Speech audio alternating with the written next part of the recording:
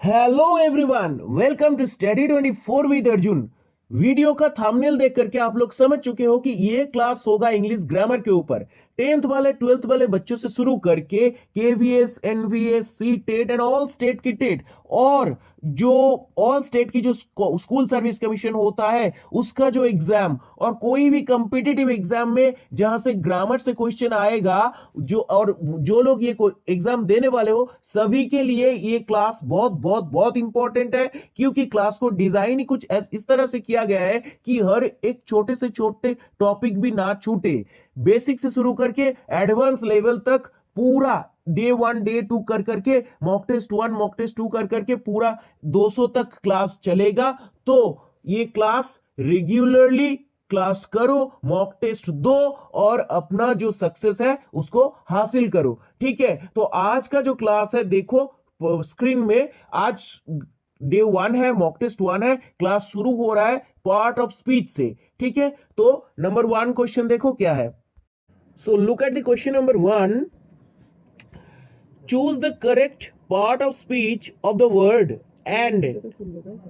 Okay, option preposition, interjection, conjunction and noun. Choose the correct part of speech of and. We all know and connect two words, two nouns or two sentences, right? So it is conjunction obviously. So the right answer will be option C, conjunction. Okay, next question. Choose the correct part of speech of the word speak. Speak means कुछ बोलना, okay, जो कि एक काम करना होता है, एक क्रिया होता है। ये क्या होगा? ये वर्ब है। तो option will be verb, option A. Okay, next question number 3। Choose the correct part of speech of the word the. The के व्हाट इज द? क्या होता है? द एक डिटर्मिनर होता है जिसको क्या बोलते हैं? Article. Okay, so option B is the right answer. The will be article. Okay, next page में देखो, look at the next page.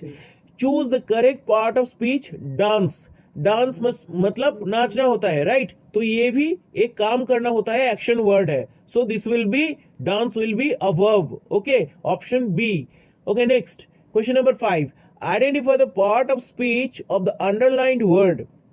However, there are a number of places and events that really must be seen and enjoyed if you are in London. And the underlined word is however. So, however is conjunction. Okay, however is conjunction. It will be option D, conjunction.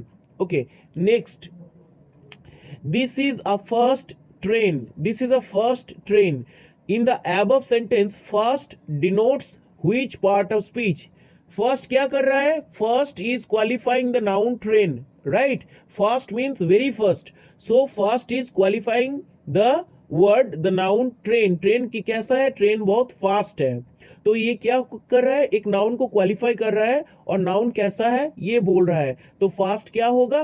First होगा, first will definitely be an adjective. So the option A, adjective, is the correct answer here. Okay, next question number 7. The part of speech links, the part of speech, this part of speech links pronouns, nouns and phrases to other words in a sentence. एक ही sentence में जो part of speech noun, pronoun और phrases को connect करता है वो क्या होता है?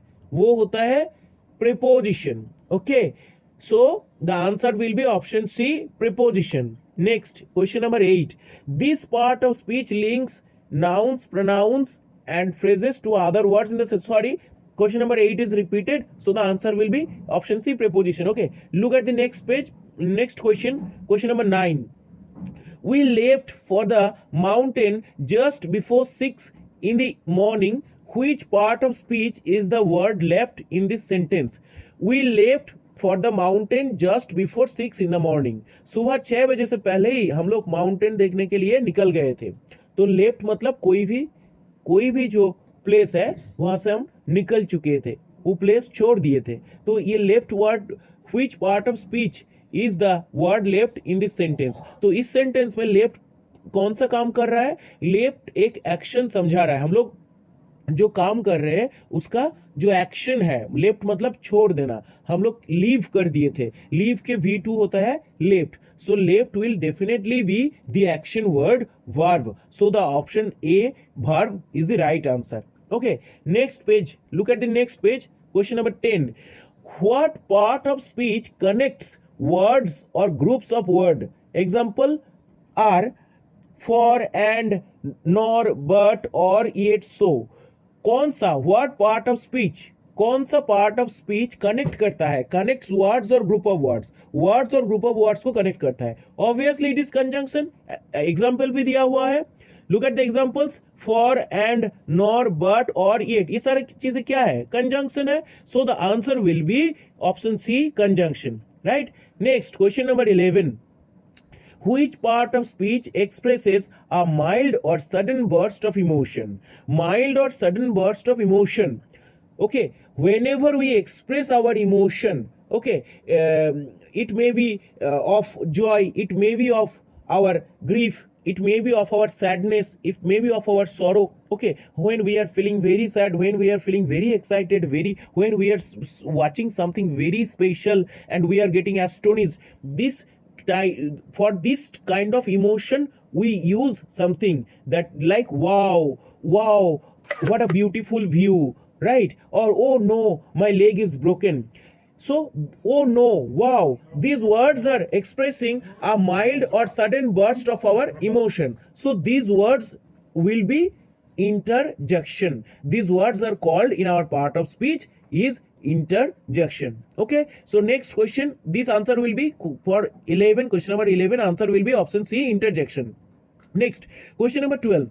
Which part of speech modifies a noun? Noun को कौन modify करता है? Which part of speech is qualifying the noun, is telling about the noun, is explaining about the noun? Which part of speech? It is definitely an adjective. Adjective का काम होता है noun को describe करना, noun कैसा है वो बताना. So noun को जो modify करता है, which part of speech modifies a noun? It will definitely be option D, adjective. Okay. Next question number 13. Will you please water the plants? आप क्या कृपया करके पेड़ पौधों को पानी देंगे आप? तो will you please water the plants? Which part of speech is the word water in this sentence? Water मतलब यहाँ पे क्या होगा ना, पानी देना, not only पानी, पानी देना. तो ये हमारे एक्शन समझा रहा है. ये जो वर्ड है, इस वर्ड जो वाटर जो वर्ड है, ये हमारे एक्शन के बारे में बता रहा है. So water will be verb. So water will be option B, verb. Choose the correct answer. Next question number 14. Choose the correct answer that names the part of speech of the capitalized word in the following sentences. In the following sentence, everyone met at the field house. Everyone met at the field house. Okay, so everyone जो word है यहाँ पे, ये कौन सा part of speech है?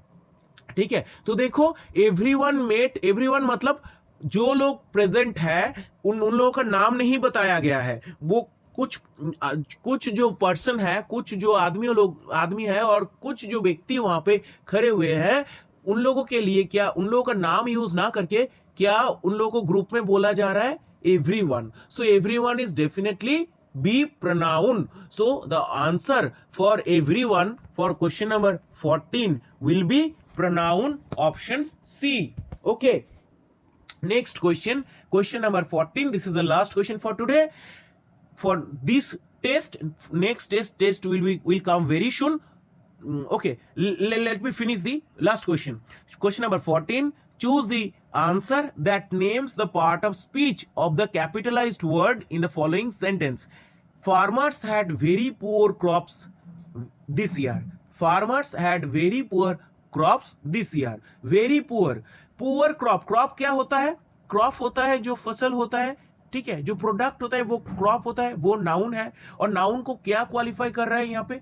Poor word जो है वो नाउन को क्वालिफाई कर रहा है, क्योंकि फसल जो क्रॉप है वो कैसा है, वो वेरी पुअर है, बहुत मतलब खराब हुआ है. और खराब कितना खराब? और भी बहुत ही ज्यादा खराब, वेरी पुअर. तो पुअर क्या हो गया? क्रॉप को क्वालिफाई कर रहा है, क्रॉप है नाउन, क्रॉप को क्वालिफाई कर रहा है the word poor, it is an adjective, और एडजेक्टिव भी कैसा है, पुअर भी कितना पुअर है, वेरी पुअर, एडजेक्टिव को क्वालिफाई कर रहा है द वर्ड वेरी।